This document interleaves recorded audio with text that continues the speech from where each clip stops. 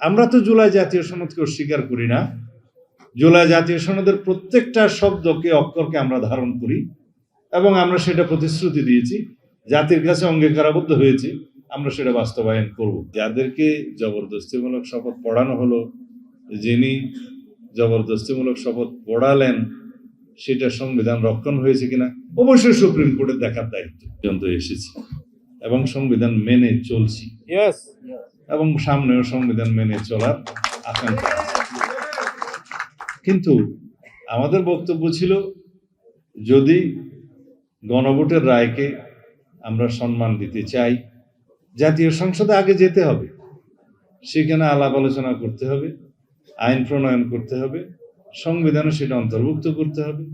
তারপরে যদি সংবিধান সংস্কার পরিষদের সদস্য হিসেবে শপথ নিতে হয়, সেটা সেখানে নির্ধারণ করা হবে, সিদ্ধান্ত হবে, এবং কোন ফর্মে শপথ হবে সেটা তৃতীয় তফসিলে আনতে হবে, কে শপথ বাক্য পাঠ করাবেন সেটা নির্ধারিত হবে, তারপরে এটা বিধিসম্মত হবে। কিন্তু আজকে যাদেরকে জবরদস্তিমূলক শপথ পড়ানো হলো, যিনি জবরদস্তিমূলক শপথ পড়ালেন, সেটা সংবিধান রক্ষণ হয়েছে কিনা অবশ্যই সুপ্রিম কোর্টের দেখার দায়িত্ব। কারণ বিচারকগণ শপথ নিয়েছেন সংবিধান রক্ষণের, সংরক্ষণের এবং এই সংবিধানকে রক্ষা করার জন্য শপথ নিয়েছেন।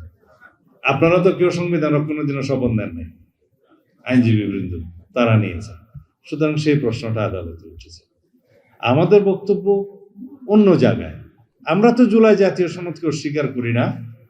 জুলাই জাতীয় সনদের প্রত্যেকটা শব্দকে অক্ষরকে আমরা ধারণ করি এবং আমরা সেটা প্রতিশ্রুতি দিয়েছি, জাতির কাছে অঙ্গীকারাবদ্ধ হয়েছি, আমরা সেটা বাস্তবায়ন করব।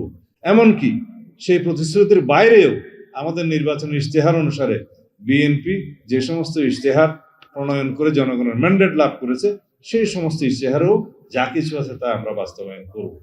তার মধ্যে আমরা উপরাষ্ট্রপতির একটা বিধান করার জন্য আমরা করেছি, ইশতেহারে উল্লেখ করেছি, তা আমাদেরকে সেটা জনগণ ম্যান্ডেট দিয়েছে, আমরা সেটা বাস্তবায়ন করব। এরকম আরো অনেক কিছু আছে। শুধুমাত্র আমরা জুলাই জাতীয় সনদে সীমাবদ্ধ থাকবো না।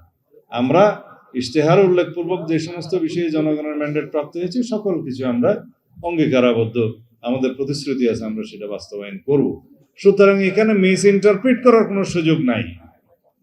যে সমস্ত বিষয় 133টি অধ্যাদেশ প্রণয়ন করা হয়েছে, পারলে বিগত অন্তর্বর্তীকালীন সরকার শেষ দিনের শেষ মুহূর্তেও একটা অধ্যাদেশ জারি করার জন্য প্রস্তাব দিয়েছিল।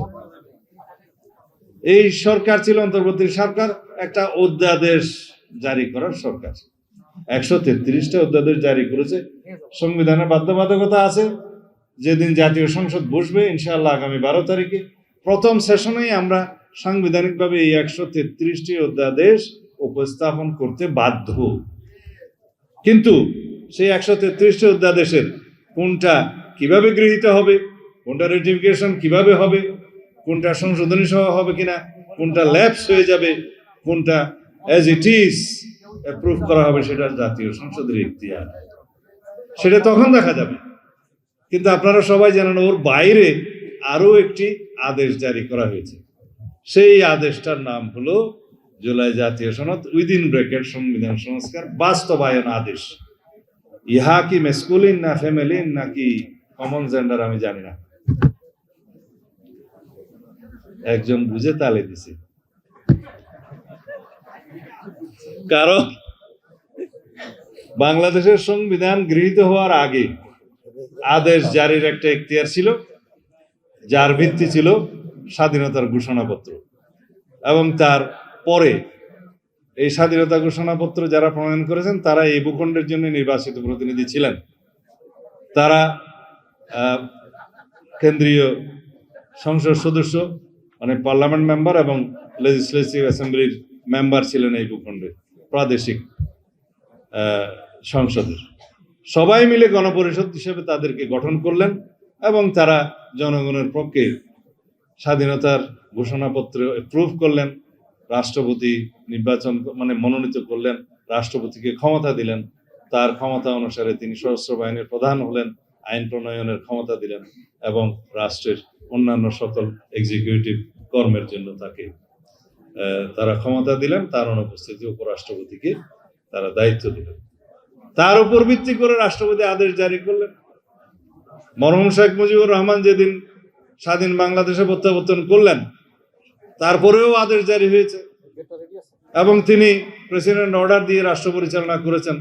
সেই প্রেসিডেন্ট অর্ডারের প্রথমটা ছিল যে লস কন্টিনিউয়েন্স অর্ডার 1972, তারপরে ছিল provisional constitution of Bangladesh order.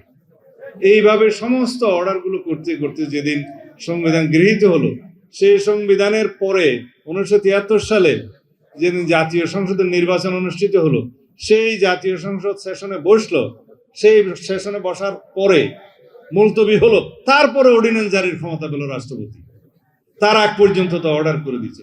সংবিধান গৃহীত হওয়ার পরেও অর্ডারের দেশ চলেছে। সুতরাং অর্ডারের জমানা তো তখন শেষ। 1973-তে অর্ডারের জমানা শেষ। এখন কিভাবে রাষ্ট্রপতি অর্ডার জারি করলেন? আমরা তখন প্রশ্ন তুলেছিলাম। আমি বলেছিলাম, আমরা এই সমস্ত আরোপিত ইম্পোস্ট জবরদস্তি কোনো আদেশের বলে সার্বভৌম জাতীয় সংসদের কোনো ক্ষমতা খর্ব হতে দেব না। কারণ জাতীয় সংসদের যে নির্বাচন, সেটা সাংবিধানিক নির্বাচন।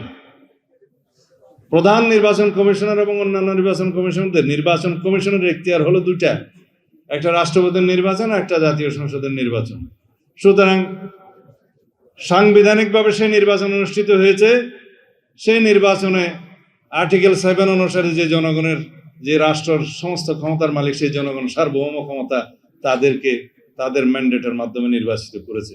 জাতীয় সংসদ সার্বভৌম, এমপিরা সার্বভৌম নয়, কিন্তু তারা সার্বভৌম প্রতীকের প্রতিনিধি। তাদের ভোটটা কি কোনো আইনের ভোট? এটা তো সাংবিধানিক ভোট। কিন্তু আপনি একটা আইন প্রণয়ন করেছেন, গণভোট অধ্যাদেশ, মানি সেটা আমাদেরই দাবি ছিল, যেহেতু আইনি ভিত্তি চাচ্ছে সব দল, জুলাই জাতীয় সনদের, ঠিক আছে, জনগণের সার্বভৌমত্বের একটা সম্মতি নেই, তারা যদি পক্ষে থাকে সেটা সংসদে গৃহীত হবে।